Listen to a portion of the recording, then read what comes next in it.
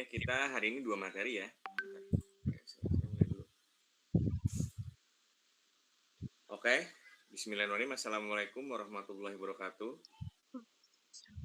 Waalaikumsalam. Baik, hari ini kita mau kuliah kimia medisinal, tapi hari ini 2 materi ya. Nah, materi yang pertama itu saya akan membahas tentang struktur dan ikatan kimia ya. Ikatan kimia apa? Ikatan kimia yang terjadi antara obat ya di sini dengan reseptor nanti. Gitu. Ini adalah beberapa ya ikatan kimia yang terjadi antara obat dengan reseptor. Yang pertama adalah ikatan kovalen. Kemudian yang kedua itu ada ikatan ionik. Yang kedua ini adalah ikatan yang paling kuat ya, paling kuat antara si obat dengan reseptor. Nah, selanjutnya itu ada interaksi ya. Interaksi ion dipol dan juga dipol-dipol. Nah, kalau ikatan kovalen dan ionik ini bentuknya ikatan ya. Bentuknya ikatan. Tapi yang ketiga ini adalah bentuknya interaksi nanti. Karena dia terjadi antara molekul gitu. Kemudian selanjutnya ada ikatan hidrogen. Dia sebenarnya juga sama, dia adalah ikatan dia juga adalah interaksi dipol-dipol, tapi dia jauh lebih kuat ya. Jauh lebih kuat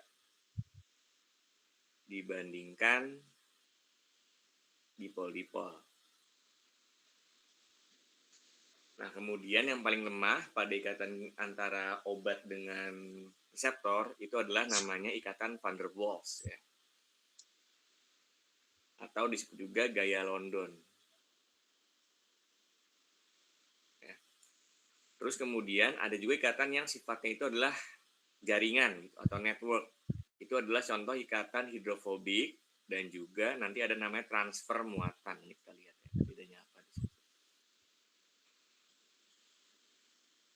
Nah, tadi sudah dibahas ya bahwa ikatan yang umum terjadi antara obat dengan reseptor ya, atau antara ligan tadi ya. Obat itu sama dengan ligan ya. Obat itu sama dengan ligan dengan si reseptor ya. Itu adalah hidrogen yang pertama, ionik, ion dipol, dipol-dipol, transfer muatan, hidrofobik ya, dan juga yang paling lemah adalah ikatan van der Waals. Namun beberapa obat yang membutuhkan ikatan kuat ya, si reseptor misalnya adalah obat anti kanker ataupun obat antibiotik ya, atau antibakteri, dia membutuhkan ikatan kovalen gitu ya. Ini sebagai catatan kalau kalian mau sintesis atau menciptakan obat gitu yang dia itu kuat dengan si reseptornya, berarti obat tersebut harus bisa berinteraksi atau berikatan secara kovalen ya, supaya dia nggak bisa lepas tuh, atau susah lepasnya lah gitu. Namun sebagai konsekuensinya, biasanya kalau obat kanker gitu, itu biasanya dia ikatannya nggak cuma pada sel kanker aja gitu, tapi bisa terjadi kepada sel normal juga gitu ya. Nah, yang pertama adalah ikatan kovalen. Ini adalah salah satu ikatan kimia terkuat ya, dengan menggunakan atau mekanismenya adalah penggunaan sepasang elektron secara bersama-sama. Ini sebenarnya di kimia sudah ada ya, secara bersama-sama. Nah, ikatan ini itu sifatnya irreversible ya. Artinya ikatan ini sangat sulit untuk lepas ya. Sangat sulit untuk dilepaskan. Dan dia hanya bisa pecah atau bisa lepas dengan adanya enzim di situ ya. Ini adalah contoh ikatan kovalen pada atom fluor dengan fluor lagi ya. Karena dia harus membentuk aturan oktet di situ kan. Fluor itu dia golongan 7A, berarti dia punya 7 elektron ya. Supaya dia stabil, dia harus membentuk dengan atom lain ya di sini. Ini udah 8 nih berarti ini.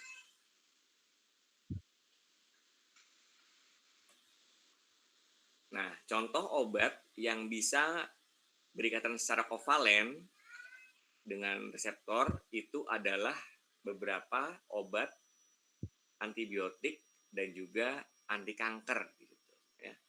Contohnya adalah aspirin nih, aspirin ya. Dan juga penisilin ya. Penisilin kalau kita lihat nih, di sini golongan apa nih berarti masuknya? Ada yang masih ingat? Penisilin golongan antibiotik apa?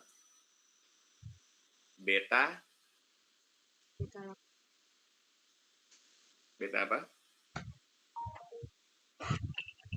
Beta laktam. Beta laktam ya. Situ. Kemudian ikatan kedua yang terkuat itu adalah ikatan ionik ya. Berbeda dengan ikatan kovalen, kalau kovalen itu kan terjadi karena ada penggunaan elektron secara bersama-sama ya. Kalau ikatan ionik itu adalah karena adanya gaya tarik-menarik di situ secara elektrostatik. Nah, elektrostatik ini berarti dia bisa tarik-menarik karena adanya perbedaan muatan. Perbedaan muatan. Atau bisa disimpulkan bahwa muatannya berlawanan. Nah, bagaimana menghitung kekuatan dari ikatan ionik ini? Kita bisa pakai hukum fisika, yaitu adalah hukum Coulomb. Persamaan seperti ini, gayanya itu sama dengan K itu konstanta ya, atau tetapan, dikali dengan Q1.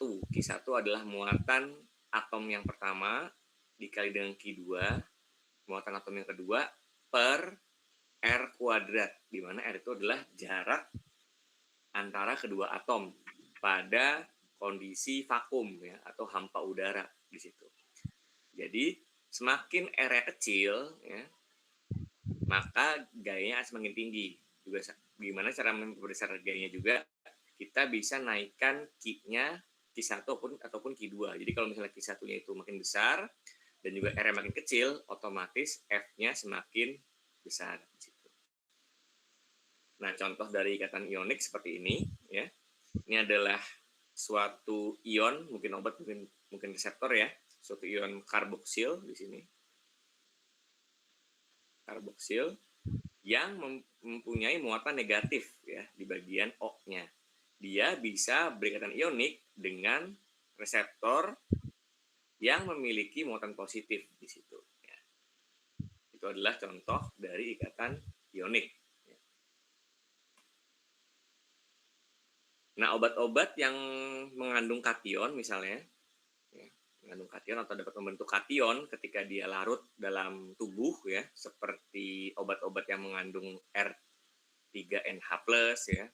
Kemudian dia mengandung R4N+, dan juga NH2+, ataupun obat-obat yang mengandung anion, ya, seperti kan kalau kation kan muatan positif ya. Kalau anion dia muatannya negatif, seperti tadi ion karboksil, kemudian RSO3, sulfit ya, dan juga RCOS-, dia dapat membentuk ikatan ionik dengan si reseptor di situ.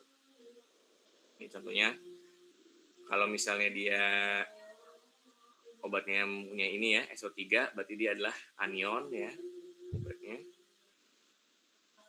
Kalau misalnya membentuk N+, berarti dia adalah kation. Kalau N- ya, berarti dia adalah anion, obatnya jenisnya. Dan juga dia bisa bentuk anion juga di sini. Ya. Oh, sebentar kita tunggu azan dulu ya.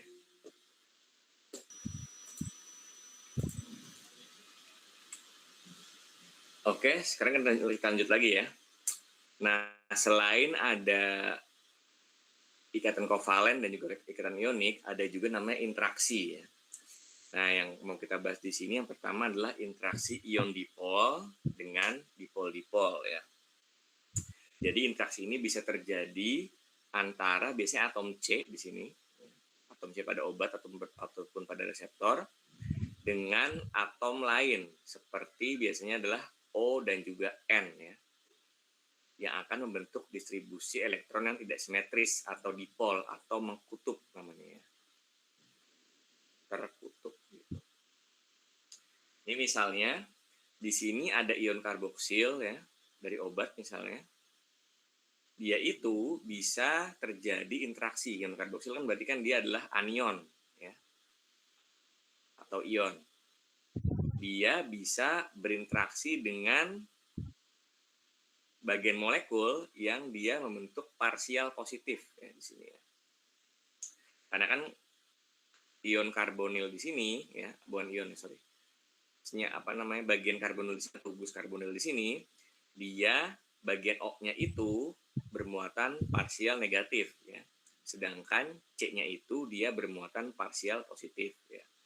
Ketika dia bertemu dengan anion yang bermuatan nggak parsial di sini ya, anion yang bermuatan negatif, otomatis bagian parsial positif ini bisa berinteraksi dengan si anion gitu. Karena terjadi perbedaan muatan.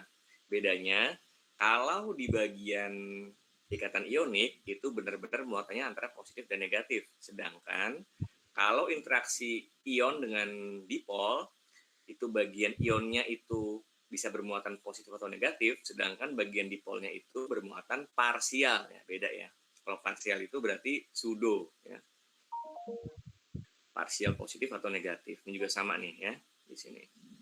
Tapi kalau yang ini itu adalah interaksi ion dipol ya, karena terbentuk antara ion dengan bagian dipolnya, sedangkan bagian yang ini nih parsial negatif dengan parsial positif itu berarti interaksinya adalah dipol ya. Gitu. Sampai sini ada pertanyaan? Atau lanjut aja?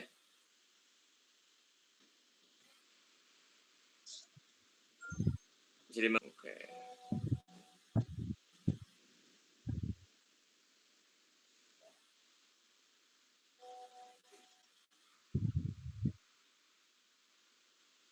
Hidrogen ya. Karena hidrogen itu adalah sebenarnya adalah interaksi juga, yaitu adalah interaksi dipol-dipol. Tapi dipol-dipol itu spesifik ya.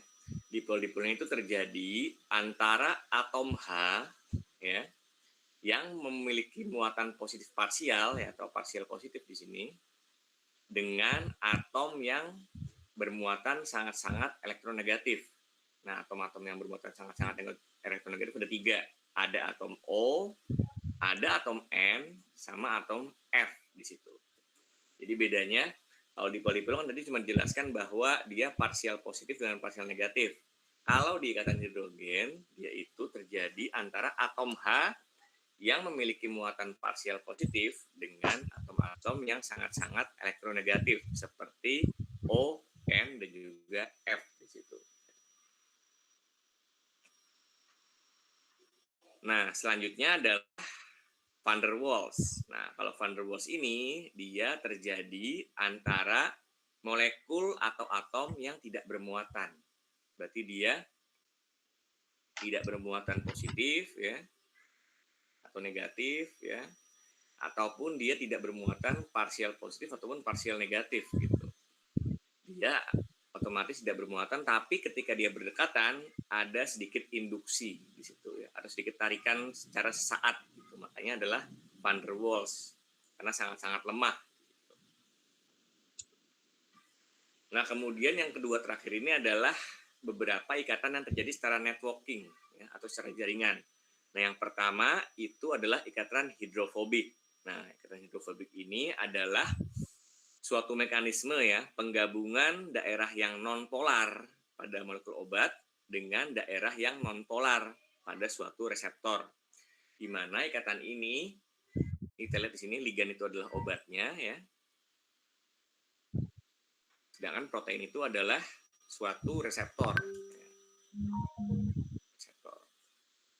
Nah, dia bisa bergabung antara bagian ligan dengan bagian obatnya itu dibantu atau distabilkan oleh molekul air di sini. Sebagai catatan ada molekul air di situ melalui namanya ikatan hidrogen. Tapi ikatan hidrogennya tidak terjadi secara tunggal, tapi secara networking di situ ya, atau secara jaringan di situ.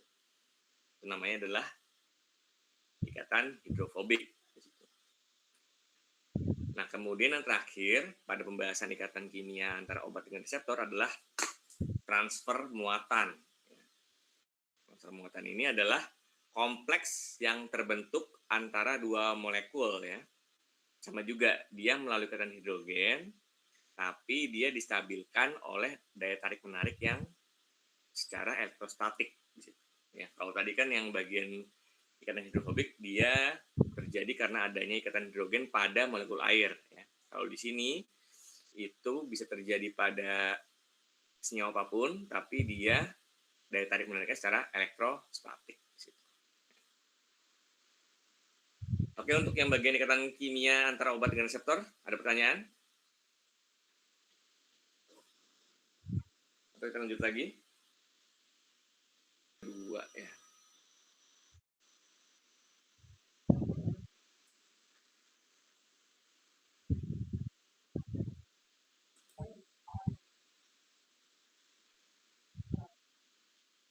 Nah, materi yang kedua adalah polaritas senyawa obat ya, atau kepolaran lah sama kepolaran senyawa obat.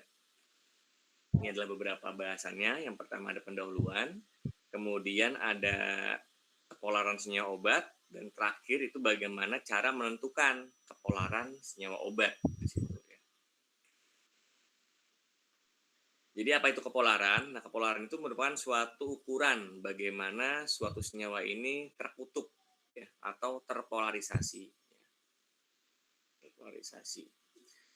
Nah, jika suatu senyawa itu tidak memiliki polarisasi, ya, atau dia tidak terkutub, atau senyawa itu memiliki polarisasi, atau dia berarti terkutub, berarti senyawa tersebut itu adalah senyawa polar.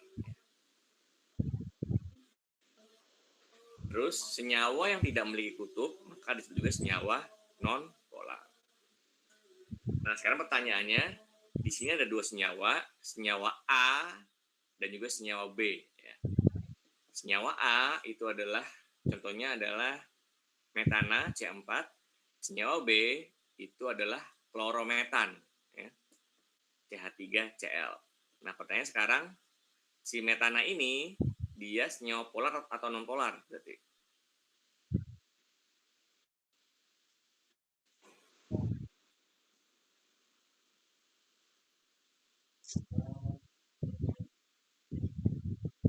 Metana senyawa polar apa non polar? Kalau dari bentuknya?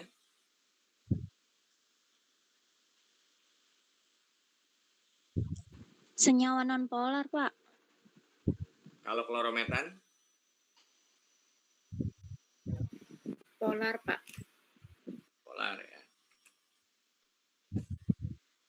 Nah, bagaimana cara kita mengetahui suatu senyawa tersebut dia polar atau non polar, atau dia memiliki polar atau tidak? Nah, kalau misalnya senyawa tersebut dia adalah senyawa yang memiliki ikatan ionik ya, itu kita bisa lihat dari perbedaan elektronegativitasnya. Tapi kalau senyawa tersebut memiliki ikatan kovalen atau disebut juga senyawa kovalen, maka kita bisa lihat dari momen dipol. Ya, ini udah dibahas ya di sini. Jadi misalnya nih di sini adalah molekul NH3 atau amonia di situ. Nah, si NH3 ini dia disebut juga senyawa polar ya, karena dia memiliki bagian yang lebih elektronegatif di situ, yaitu di bagian yang memiliki yang si N-nya ini ada sepasang elektron bebas di situ ya. Sedangkan si NF3 ini ya bisa dibilang dia adalah senyawa yang non polar ya, karena tarikan antara ke atas, ke bawah, ke samping, ke kanan ini dia hampir 0 ya, atau mendekati 0, atau resultantrenya itu dia 0,24 di situ ya. Jadi yang ini adalah contoh senyawa polar ya. Karena resultantrenya dari momen dipol adalah 1,46, cukup besar ya. Sedangkan untuk yang NF3 dia mendekati 0 sehingga disebut juga senyawa non polar.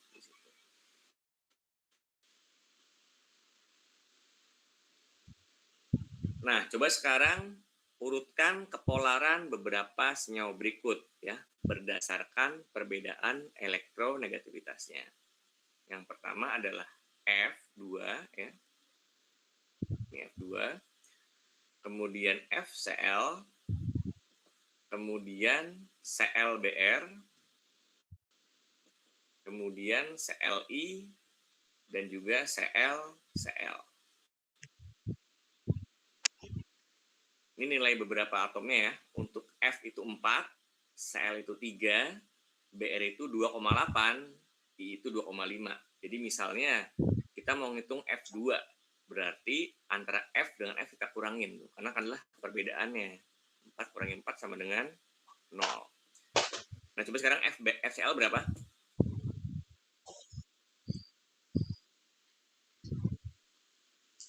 Kalau F2 kan 4 kurangi 4 sama dengan 0. Kalau FCl berarti gimana cara ngitungnya? 4 kurang 3, Pak. 4 kurang 3 sama dengan 1. kalau ClBr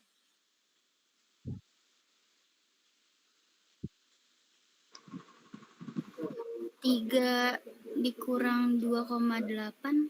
0,2. 0,2. 0,2. ClI 3 dikurang 2,5. 3 dikurang 0,5. 0,5. Terus ClCl 3 dikurang 3 bukan? dengan 0. 0. Nah, sekarang urutkan mana yang paling nonpolar ya, sampai yang paling polar di situ. Mana yang paling nonpolar berarti? Cl2 atau ClCl terus? F2, F2 terus? ClBr, ClBr, ClI sama FCl. ClI sama FCl ya. Jadi dari ke-6 ya, ke-6 senyawa ini yang paling nonpolar adalah Cl2 sama F2 ya, karena dia tidak memiliki perbedaan elektronegativitas, sedangkan yang paling polar itu adalah FCl ya, karena perbedaan elektronegativitas sangat tinggi itu dibanding kelima senyawa yang lain. Nah, kenapa obat itu dia harus memiliki kepolaran tertentu ya? Karena umumnya obat itu dia harus menembus membran sel, di mana membran sel itu dia memiliki dua sifat atau dua bagian. Nah, bagian yang luar, ini bagian yang ini ya, itu adalah bagian yang polar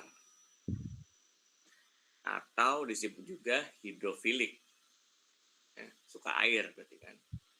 Sedangkan bagian yang dalam sini nih ya, itu adalah bagian yang non polar atau bagian yang hidrofobik namanya. Nah, bagian dalamnya lagi itu bagian yang polar lagi ya, atau bagian hidrofilik lagi berarti. Nah, obat itu dia harus memiliki tingkat kepolaran tertentu supaya dia bisa melewati membran ini. Kalau dia terlalu polar, otomatis dia nggak bisa ke bagian tengahnya. Dia bisa masuk tapi ya di tengah-tengah aja gitu. Karena di bagian tengahnya itu adalah bagian yang non polar.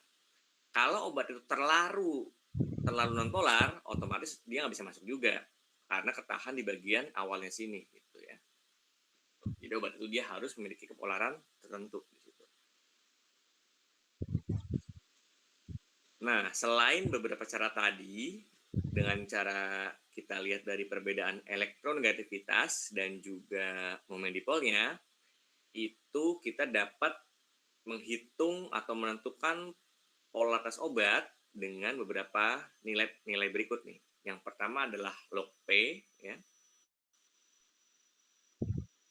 Yang kedua itu adalah ikatan hidrogen, dan yang ketiga adalah secara kimia kuantum. Biasanya kita gunakan docking biasanya di situ ya, untuk menentukan kepolaran suatu obat. Nah, jadi Kalau log P ini dia semakin log P-nya itu semakin tinggi ya atau semakin nilai semakin besar, maka obat itu bersifat lipofilik ya atau lebih larut ke lemak atau disebut juga dia berarti non polar kalau log P-nya terlalu tinggi. Terus yang kedua, kalau secara ikatan hidrogen, kalau ikatan hidrogennya makin banyak ya antara obat dengan reseptor ataupun kalau misalnya di bahasanya di bagian kimia misalnya adalah antara ligan dengan protein itu banyak ikatan hidrogennya, maka dia obatnya bersifat polar gitu. Jadi gitu ya, kalau log P itu semakin tinggi log P-nya, maka sifatnya adalah non polar karena log P ini adalah koefisien partisi antara oktanol dengan air ya. Jadi dia semakin banyak larut di bagian oktanolnya, maka log P-nya semakin tinggi gitu. Nah, kalau misalnya ikatan hidrogen, dia itu semakin banyak ikatan hidrogennya, maka obat tersebut bersifat lebih polar di situ. Oke, sampai sini ada pertanyaan untuk polaran obat?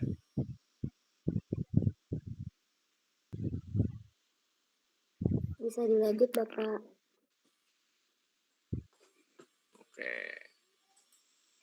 Nah, tadi kan udah materi dari saya ya. Nah, sekarang tugas kalian itu setiap orang harus mencari ini ya, mencari struktur obat ya. Jadi kalian buka PubChem nih caranya ya. Buka PubChem.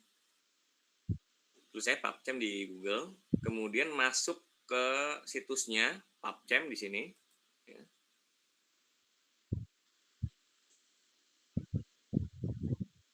Nah, kemudian dari situ kalian cari obat apapun bebas. Yang penting setiap orang, ya, tugas dari PJ ya, setiap orang wajib berbeda-beda ya struktur obatnya. Ya. Misalnya di sini saya cari kurkumin misalnya. Kurkumin. Ini ambil yang base match saja nih, kurkumin. Ya. Terus nanti kalian download ya, download strukturnya. Setiap orang wajib beda ya. Jadi nggak boleh ada yang sama di sini. Download. Kemudian ambil yang 3D conformer aja ya. Kemudian pilih yang SDF dan di save ya. Kan udah nih ya. Kemudian untuk melihat obatnya secara apa namanya? Molekular, nanti kalian download namanya Discovery Studio di situ.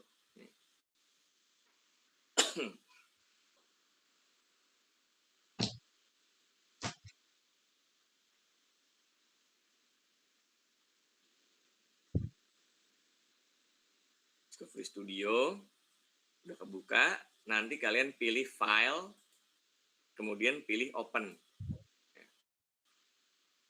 Kemudian nanti kalian ke bagian download tadi mana? Terus pilih yang kurkumin tadi. Aku nggak buka tadi.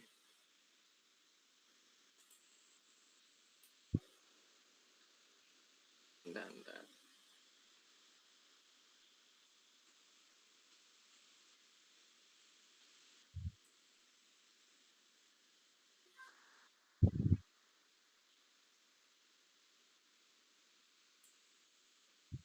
Buka ya, bentar ya.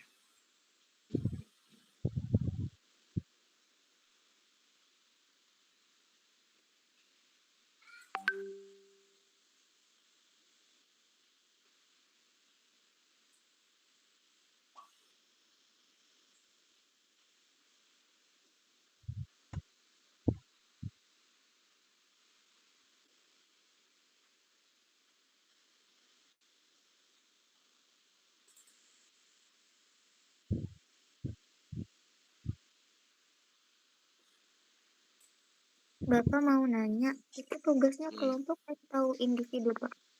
Individu kan, tiap orang harus beda. Individu ya. Ini nggak tahu kenapa ya ininya. Bentar. Lalu untuk pengumpulannya gimana, Pak? Nanti setelah kalian download ya, atau di sini aja deh. Kok nggak bisa ya si ini ya? Nggak bisa, coba cari deh. Kita bagian sini aja nih, terus kalian screenshot ya, baru nanti kalian pindahin ke Word aja. Tulis nama, NIM sama kelas reguler atau non-reg gitu. Ya. Terus kumpulin aja di perpus ya. Udah tahu nggak caranya? Klik tab cem. Kumpulinnya di mana, Pak? Di kertas, dibikin di Word, terus tulis nama, NIM sama reguler atau non-reg gitu. Untuk deadline-nya sampai kapan, Pak? Sampai minggu depan ya, ini ya. Di sini, kurkumin misalnya, bebas, yang penting nggak boleh sama ya. Kumpulinnya hard file ya, Pak? Iya, hard file kan kita nggak bisa ngumpulin ini lagi sekarang. Nah, gitu. Ada pertanyaan lagi?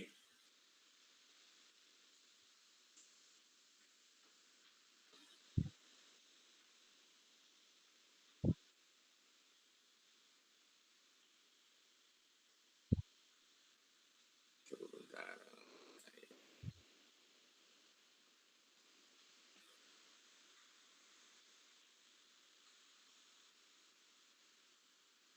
Bisa dipahami nggak tugasnya?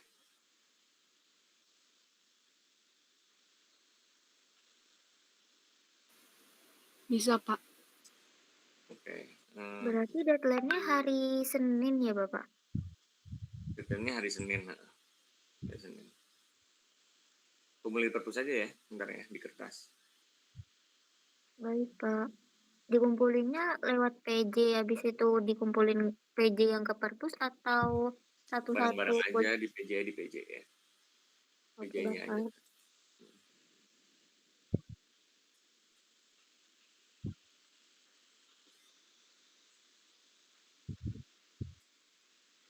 Oke, bentar saya absen dulu ya. Belum absen.